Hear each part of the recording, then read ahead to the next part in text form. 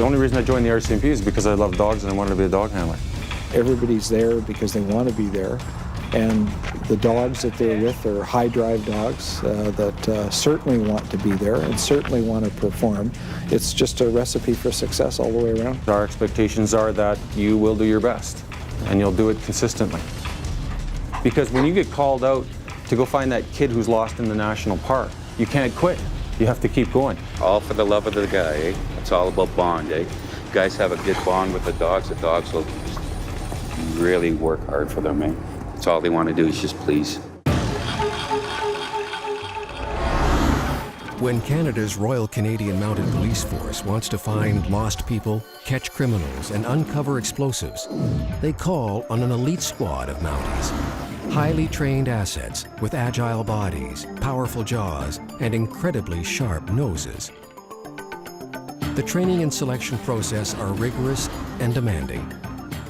And those who ultimately make the cut never look back, because there's no assignment too tough for the K9 Mounties.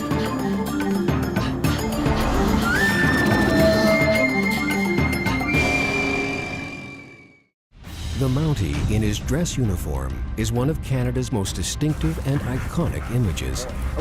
It's a living link to the past, when the Northwest Mounted Police patrolled the West on horseback and the North on dog sled. Those dogs were more than transportation. Their instincts and their loyalty made them a valuable part of law enforcement. Even in this technological age, there's still no substitute for the sensitive nose and determination of a dog. It's almost impossible to overestimate the role the K9 police dogs play in the RCMP. From finding missing people to sniffing out drugs and explosives, the dog's special talents and their natural desire to bond with human beings makes them invaluable. There are about 140 general duty teams in the K9 unit. Each dog is a product of selective breeding and careful training. The K9 unit is a very specialized one. Every year, only 12 constables are chosen to take the course. And to get there, they've gone through a selection process that takes 5 or 6 years. They come here to the RCMP's training facility at Innisfil, Alberta, a town that's just south of Red Deer. When I got into the RCMP, I knew that the police dog service was the section that I wanted to get into. And I was willing to do and work towards that career regardless of how long it would be, whether it be 5 years, 10 years. I was willing to put that time in. Officers like Dan Block, who want to be part of the K9 unit, start by training a series of pups in their home division, putting them through an RCMP program called imprinting. This course involves basic understanding of how to take care of a dog, but take care of the dog in a different way from a family pet. The dog that we're going to give them, we want them to raise that dog to become a police dog. There's some subtle differences that we ask for that they undertake with this dog to ensure that he receives and develops the behaviors that we're looking for in a police dog. The imprinting program is designed to help the dogs build their focus and their confidence by exposing them to as many situations as possible. The dog also is required to do a lot of things that a family pet doesn't do. So once you get that dog that we give you, a person that's interested in the section, you have to spend a lot of time taking the dog to places that police dogs might have to go. Easy example is an airport dog. A lot of family dogs will never go walk around an airport, where a police dog is trained for explosives especially, will go there on a regular basis, up and down escalators, around lots of people, screaming jets in the background and all that kind of thing. So we ask them to expose these dogs to those type of environments. At any given time, about 100 constables across the country are working in their home division doing the imprinting training. They'll do this for 5 or 6 years before they're even considered for K9 unit. Out of the 100 constables, only up to 12 a year are chosen to move up to become dog handlers. It's a long road for a puppy imprinter to become a dog handler, and it's a very committed goal for them. Because often what happens is that the puppy imprinters, for example, they might have to raise 6 puppies by the time they're even eligible to become a dog handler. We're looking for guys that can work on their own, that are problem solvers, and that are able to handle high pressure situations, they're top performers. If they're suitable, then they get selected to come on a course. How many of you here are married? Well, your life has changed because, right, you've got the dog in the environment right now. You've had the dog in the environment for what, 2, 3, 4 years? So that has a significant impact on what's going on in your family. It has a significant impact on where you're going on vacation. But you work your life around the dog, right? Whether that's right or wrong, that's what you do. But without this, just generally as human beings, we're not going to do well. I think the part that's not well known is that when you're not working with your dog and you're not on shift, in many areas across the country, you're actually on call because you're the only dog handler for large pieces of geography across the country. And a lot of units depend on you. So you're on call. And when that's not happening, that dog and that vehicle are living with your family. So it's not just about a professional commitment, it's also a family commitment to police dog services. Okay, so that's 1. Out of the hundreds who apply, only 12 constables are selected each year to take the training course that will make them dog handlers. Now, they'll find whether they can fulfill their dream, whether they have the right stuff to master the 85-day, 3-level intensive course. Since the RCMP's K9 program was established in 1935, the preferred breed has been the German Shepherd. They're natural hunters, and they're smart, loyal, even-tempered, and courageous. They're physically perfect for the challenges of the job in a country where the temperatures range from hot and humid in the summer to brutally cold in the winter. And they're powerful, with significant bite power, making them perfect for catching the bad guys. But not just any German Shepherd makes a good police dog. So in 1999, the RCMP set up a breeding program, using a combination of hand-raising and science to create the perfect K9 Mountie. From all the dogs that could have become a police dog, probably 1 in 3 of the pups that we breed will become a police dog. And that's just because of the package that we're looking for in a police dog, to be able to do the tracking, to do the searching, to do the criminal apprehension, to have the confidence to back up the dog handler, and be civil enough to walk into a classroom if the dog handler's going in to do a school talk. You know, that dog's just got to have solid nerves and be a confident dog. A police dog will serve an average of 7 years before being retired. And so every year, the RCMP needs about 35 replacement dogs, trained and ready to go. Special dogs require special breeding, and for that, the RCMP turns to its friendly Alberta neighbors. There's a community of brood keepers not far from the Innisfil kennels. These dog-loving foster families take on the responsibility of looking after the female dogs until they come into heat, like Sue and John Charles. Our job is basically to give them exercise, and they give us exercise too, and love and care, and watch them very carefully for any illnesses or irregularities that they might have. We've learned to know when they're ready to breed, and then we let the RCMP know right away. When the female comes into heat, we bring the dog in here and we do some daily blood tests on that dog. And when she's ready to be bred, we go through our selection process of which male we're going to mate her to. Now the science part of the equation takes over. The vets match the female with the male to give the pups the right genetic mix. But there's no romantic candlelight dinner meeting for the male and female. The RCMP has a frozen sperm bank. When we got involved in the program a number of years ago, we're wondering what's the best way to move a breeding program forward. And I think all the other species have documented that when we get involved with frozen semen, we can make huge strides genetic-wise. We have the semen here that if we find that now we have some extremely good genetics, we have access to it. Whereas in using the natural way, that dog may no longer be fertile, and so we've lost all that genetics, you see what I'm saying? And certainly it allows us to pick and choose which dogs we want to use. A fascinating thing is that obviously with the RCMP, all their dogs are spread across Canada. So if we had one dog that we wanted to use today on a female that's here, rather than bringing the dog back each time and you know, not being able to work and so on, by having the frozen genetics here, we get to use it. That's okay. What we'd like to do is do ultrasounds around day 28 to 30 that allows us to see whether the dog is pregnant, as well as to get a bit of an idea in terms of the size of the litter. My first impression here is that we do have some puppies. There's a puppy there, a puppy there. We can see at least 5 puppies on this one. We know that they all have good heartbeats, and so I think everything looks great. We'll document in the file that we have, at this point in time, we have at least 5 puppies. We'll then monitor that in terms of when we do an x-ray then at just before whelping to confirm that we have maintained that pregnancy.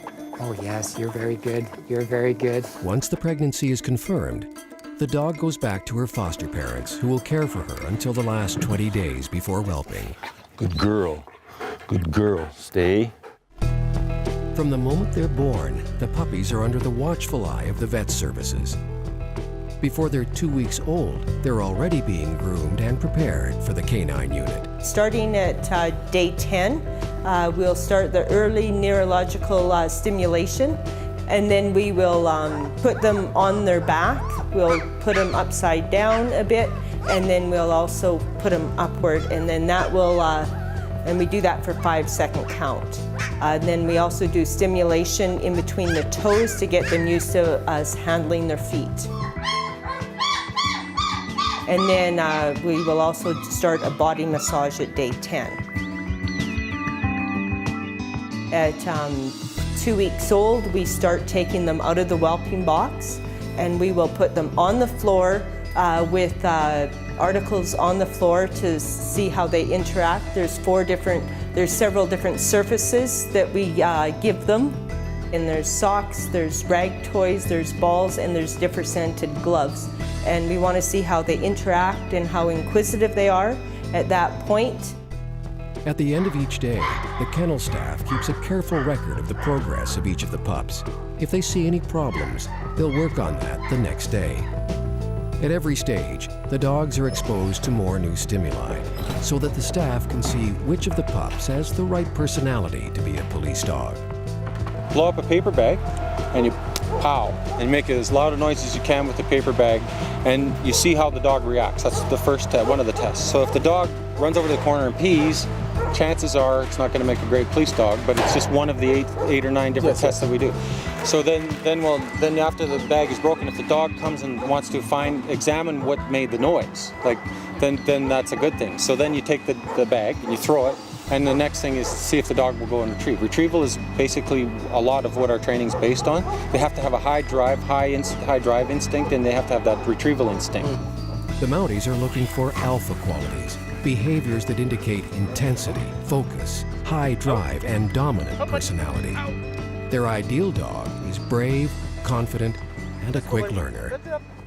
A big part of the work of the K9 units involves tracking.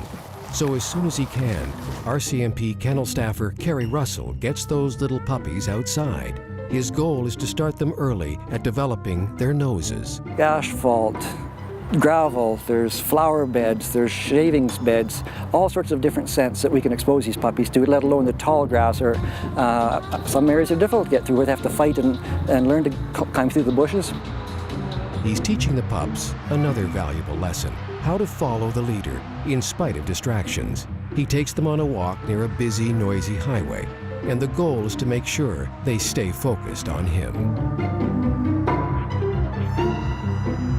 I would be surprised that these puppies are, in their little computer brain on scents, are probably 60 to 80 different scents that they will already know, as opposed to other pups at this age, which people normally would raise, might only know 5 or 6 different scents.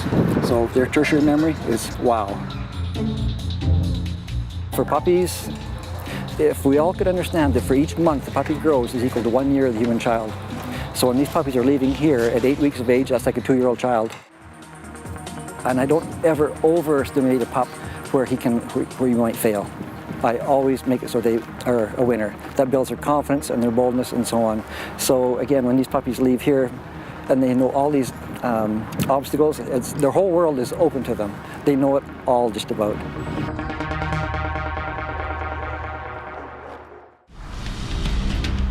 The 4-footed members of the RCMP's elite K9 team are a product of selective breeding and a training program that begins when they're just 8 weeks old.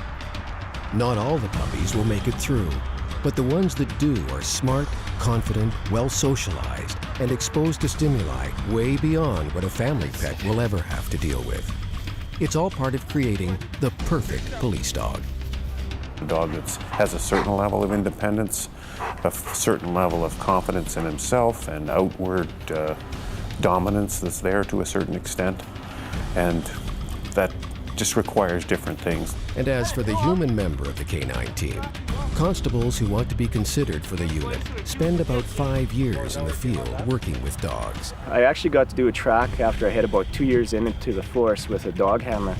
And after doing the track, I just fell in love with the dogs and what they could do and all that sort of stuff. I was always around dogs growing up, but once I saw a dog that could actually track and work, it's what I wanted to do. We're trying to find the best people for the job. The thing is I don't want to string anybody along either. I don't want to have anybody raise dogs for us just for the fun of or because we need it done. I want to have people who truly want to be here. There's 1,000 people that have checked off that they want to be a dog handler. But and I mean, there's only 140 of you in the whole country. Only 12 constables are chosen every year to take the course. They're brought to Innisfil, Alberta to take an intensive 3-level, 85-day training course. So there's 4 or 5 days of lectures at the start of the course where a lot of theory is presented to them and they have to grasp it relatively quickly. And then in that second week, or sometimes in the afternoons even of the first week, they're starting to get some basics of the actual handling of a dog, some tracking, some obedience, and some criminal apprehension that they start taking part in. Ready to go search? It's a lot very quickly that they have to learn because you can't afford to make a lot of mistakes with the dog in his training. It has to progress steadily, consistently to get to the end of level 1. The trainers here, they want you to succeed. So if you're a learner and you're here to keep your mouth shut and your ears open and take what they're giving you, I think you'll be successful. Now it's the real thing, right? And a lot of people are curious as to how it all works. Some people think there's a little bit of magic involved, but really working a dog is just a lot of hard work, love and patience and all that kind of stuff. Over and over again, the constables will be reminded that the most important thing is the quality of the relationship they have with their dogs. This comes out in different ways in the literature. It comes out as patience, comes out as the ability, what do you think, the ability to read the dog. It also comes out as being genuine.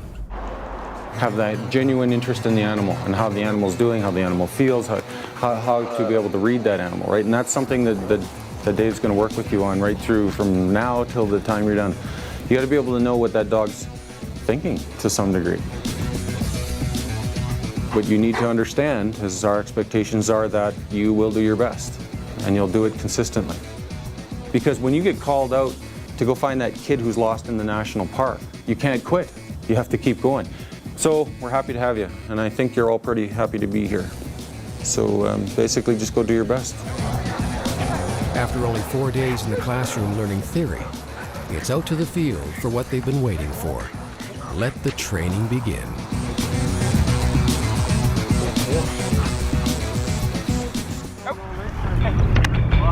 Of the hundreds that apply, only 12 constables a year are selected to come to Innisfil, Alberta to learn how to become a member of the RCMP's elite K9 unit.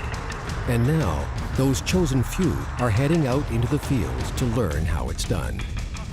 The RCMP constables are having to assimilate a lot of information at once. Not only are they learning the ins and outs of the job of being a dog handler, but they're also learning how to train their dog on the job. The start, basically what we have here, it's just a scent pad. When we're first starting the dogs off, that's why we have a nice little scent pad, scent is pulled. So what the guys will do is they'll bring the dog out, they'll harness the dog right on the scent pad, snap on the long line, and give the command there for the dog to track. Before handlers and dogs set out on their initial run, a handler is assigned to lay down a clear, easy-to-follow scent by scuffing the ground. This will be repeated as the dogs and handlers get used to it. The dogs are being taught to follow a scent trail. The constables are learning what might be the most important lesson, to simultaneously use your judgment and to follow the mantra of the K9 section, trust your dog. You're taught not to really guess where the track is going to go because that could lead you astray. I mean, you just got to read your dog's body movements and his indications, and he's the one that's going to give you where the track is going to go. This is the essence of level 1, tracking. The biggest lesson, holding the long line with confidence and reading your dog's signals so that it can follow the scent trail to find the object of the search. I mean, for you to guess where it's going to go, it could get you in a lot of trouble, or you know, stray you off the track. You're probably going to haul the dog off because you believe it's there, but the dog knows exactly where it is, and you've just got to believe in him. Line's too loose. That's why he's all over the place. The dogs are in the handler's confidence, so we're slowly eliminating the scuffing. We're going to get to the point where there'll be no scuffing at all. So good job, and just this last little bit. Trust the dog. Trust the dog. When you wait 5 years to do something, no matter how tired you are, you know, you just got to pull through it. Training's 85 days if everything goes well, and you just hope everything goes well. Next time on K9 Mounties. Like I said, it's only day 5. I don't know, maybe day 45. The guys may be starting to get tired of me there too, but so far so good. So. Training requires repetition, day after day. Passing level 1 means increasing skills from dogs and handlers alike. And the most vital skill for the handlers to develop is the ability to trust your dog.